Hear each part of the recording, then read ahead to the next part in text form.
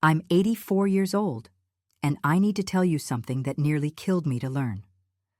For 60 years, I said yes to everything. Yes to hosting holidays. Yes to babysitting. Yes to organizing events. Yes to dropping everything when someone needed me. I was a good woman, a kind woman, everyone said so. And on December 26, 2015, at 4 in the morning, that goodness put me on my kitchen floor with my heart functioning at 30% capacity, unable to breathe, while my husband Robert found me and called 911. I'm going to tell you what I learned in that hospital bed, and I'm going to tell you why the best thing I ever did was say no to my own daughter while I had tubes in my chest. Because if you're reading this exhausted, resentful, unable to remember the last time you did something just for yourself, you're exactly where I was. And I need you to understand something before your body makes the decision for you. My name is Margaret Sullivan. I taught first grade for 40 years in Bay Ridge, Brooklyn. I raised 3 children. I took care of my parents when they got sick, then Robert's parents. I was the person everyone called. Mom, can you watch the kids? Yes. Margaret, can you help with the church bake sale? Yes. Mrs. Sullivan, can you stay late to tutor Tommy? Yes. I said yes so many times that I forgot I was allowed to say anything else. I forgot that no was even a word in my vocabulary. The Christmas that almost killed me started in October. My daughter Catherine called. Mom, you'll do Christmas, right? You always do Christmas. The kids are expecting it. I was 79 years old. I was tired. My sister Helen had Alzheimer's, and I was helping manage her care. My granddaughter Emma was getting married in January, and somehow I'd become the person coordinating the whole wedding. I wanted a quiet Christmas, just me and Robert, maybe a simple dinner. But Catherine said the kids were expecting it, and I heard myself say yes. 3 days before Christmas, I cooked alone. An 8-kilogram turkey, 5 pies from scratch. Robert begged me to ask for help. Margaret, you're going to hurt yourself. Call Catherine, tell her to bring something. But I couldn't, because I'd already said yes, and good women don't back out. Good women don't disappoint people. Good women don't put themselves first. 23 people came to my house. They ate, they laughed, they left dishes in the sink and went home. And at 4 a.m. on December 26th, I woke up unable to breathe. My heart was failing. In the ICU, with tubes in my chest and machines beeping around me, I felt guilty. Not scared, guilty. Because I'd ruined their Christmas. Because Catherine had to leave her house to come to the hospital. Because I was causing trouble. That's how deep the sickness went. Catherine came to visit on the 3rd day. She sat by my bed and she said, Mom, you're getting out of here in a few days. I need you to pick up the kids from school for 2 weeks while I finish this project at work. Just 2 weeks. You'll be rested by then. And I opened my mouth to say yes. The word was right there. It was automatic, like breathing. But my cardiologist, Dr. Patel, was in the room checking my chart. He stopped. He looked at Catherine. He said, Your mother almost died because she doesn't know how to say no. If she says yes to you right now, she's going to finish what this heart attack started. Then he looked at me. Margaret, do you want to pick up those children from school? I'd never been asked that before. Not, can you, but do you want to? And the answer came up from somewhere so deep I didn't know it existed. No, I said. No, I can't do that. Catherine's face did something I'd never seen before. She stood up.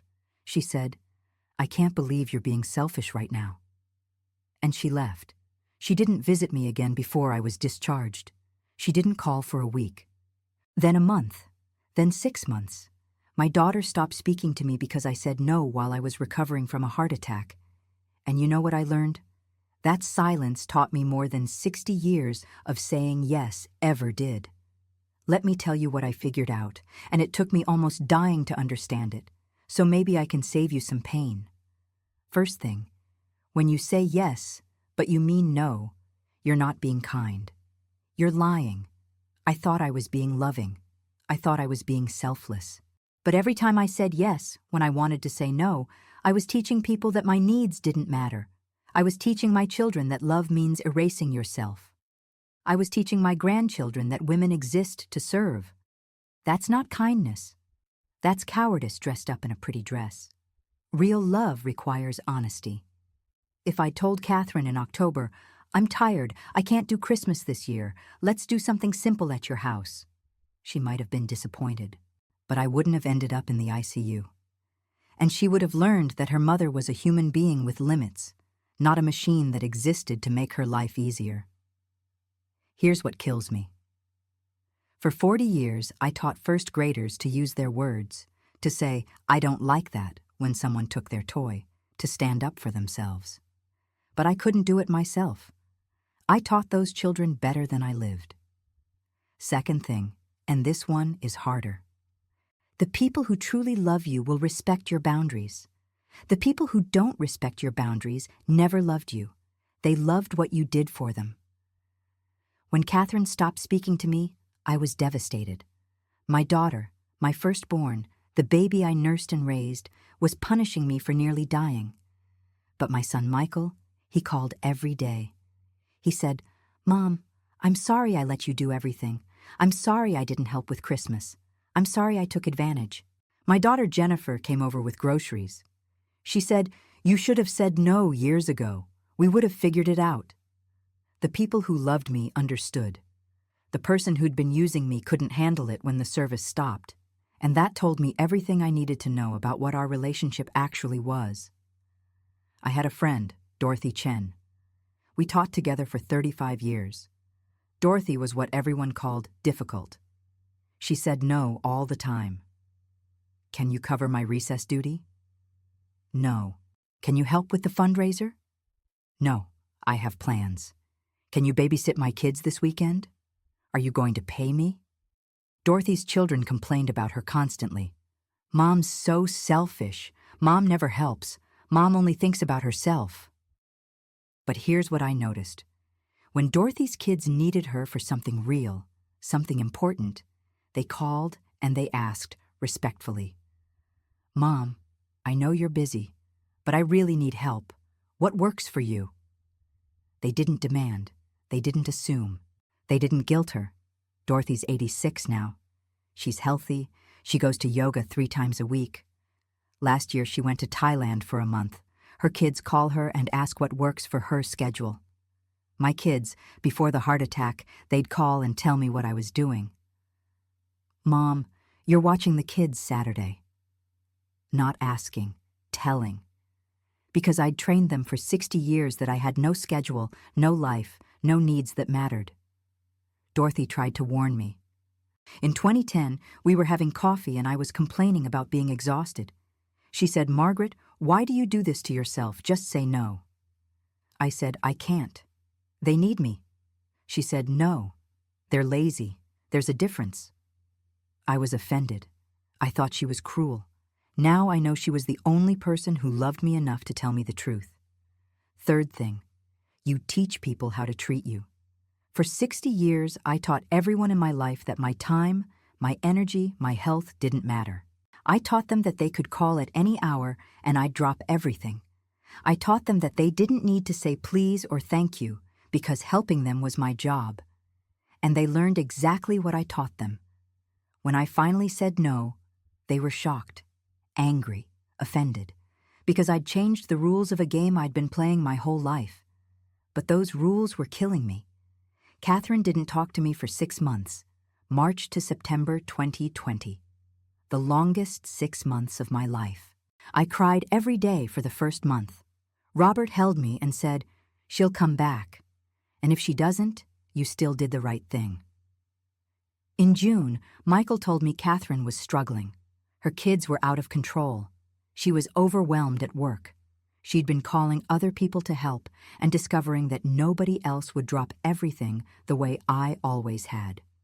She was learning what I'd protected her from her whole life, that life is hard and you have to manage it yourself. In September, Catherine came to my house. She sat at my kitchen table and she cried. She said, "Mom, I'm sorry. I used you my whole life, and I called it love. You taught me everything except how to hear the word no. And when you finally said it, I couldn't handle it. We both cried. And then we started building something new.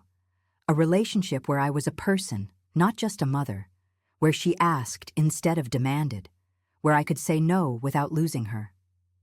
Fourth thing. Resentment kills relationships faster than conflict. For 60 years I said yes and felt angry. I smiled while I was furious. I helped while I was exhausted. And that resentment built up like poison in my blood. I snapped at Robert over small things because I couldn't snap at the people who were actually draining me.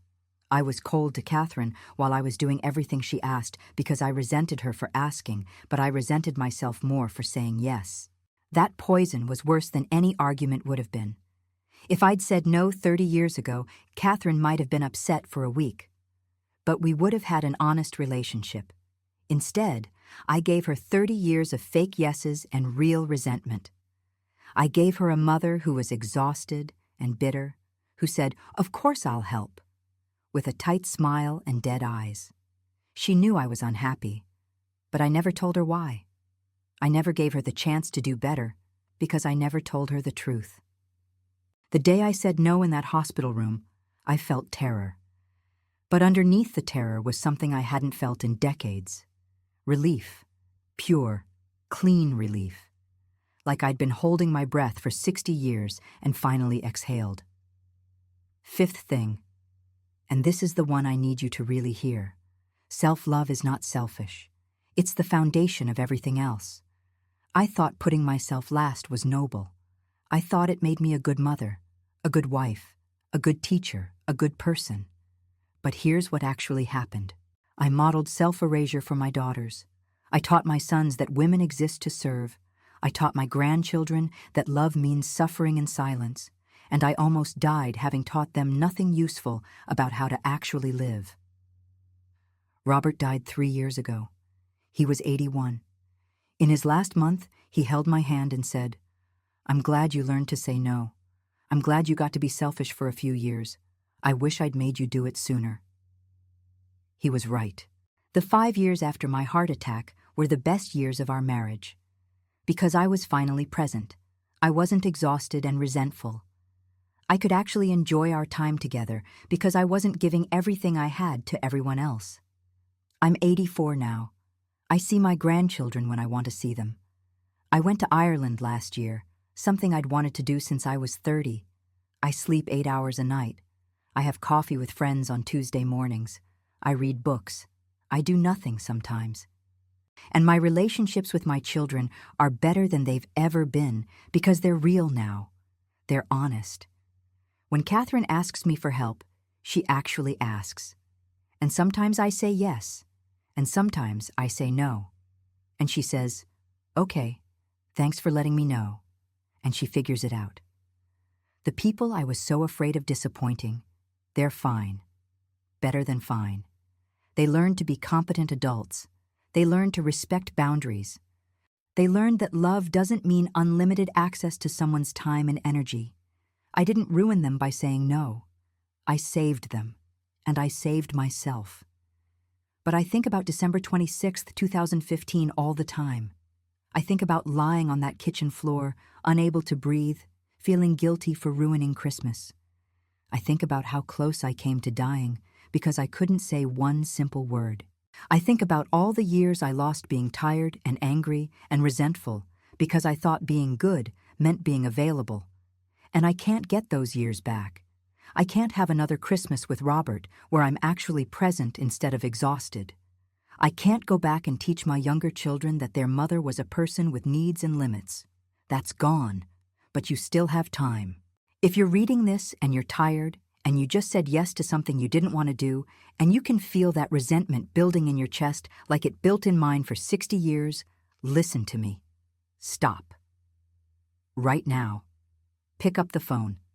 Call that person. Say, "I changed my mind. I can't do that." Your voice might shake. Your heart might race. They might be upset. They might call you selfish. Let them, because your heart, your actual physical heart, is going to thank you. Your relationships, The real ones are going to get better. And the people who get angry, the ones who can't handle you having boundaries, you're about to learn something very valuable about who they actually are. I almost died being good. And then I learned that what I thought was goodness was actually just fear. Fear of conflict, fear of disappointment, fear of not being needed. And that fear almost killed me. Don't wait for a heart attack to learn what I learned. Don't wait for your body to say no because you won't let your mouth say it. Say it now. Say it today. Say no and watch what happens. The people who love you will understand. And the people who don't, you just found out the truth about them. Either way, you win. I'm 84 years old. I have maybe 10 good years left if I'm lucky. And I'm not spending them being tired. I'm not spending them saying yes when I mean no. I'm not spending them being good. I'm spending them being honest.